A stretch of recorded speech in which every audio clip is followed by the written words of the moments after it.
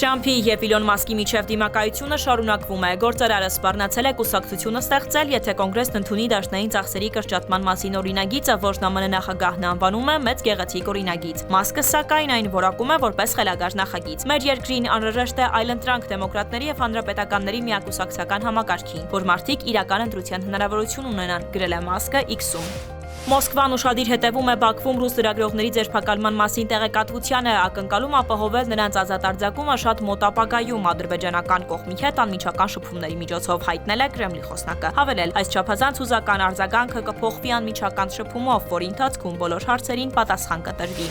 Ռուսաստանը չի չեղարկի ադրբեջանական մշակութային իրադարձությունները ի պատասխան Ադրբեջանի մշակույթի նախարարության կողմից երկրում բոլոր ռուսական մշակութային միջոցառումները չեղարկելու որոշման, սակայն խորհուրդ է տալիս իր քաղաքացիներին հաշվի առնել Ադրբեջան մեկնելու բոլոր ռիսկերը։ Այն փաստը, որ բարեկամ երկիրը արգելել է ռուս արտիստների ելույթները, իմ տեսանկյունից անօրինական քայլ է, որն առաջին հերթին աղքատացնում է Ադրբեջանի մշակութային լանդշաֆտը, ասել է Շվիդկոյը։ Իրանը նշել է, ինչ պայմանով կվերսկսի ԱՄՆ-ի հետ բանակցությունները։ Մենք որոշում կկայացնենք բանակցությունները վերսկսելու մասին, եթե ամերիկացիները երաշխիքներ տան, որ բանակցությունների ընթացքում կրկին չեն հարձակվի։ Հետևաբար ավելի շատ ժամանակ է անհրաժեշտ։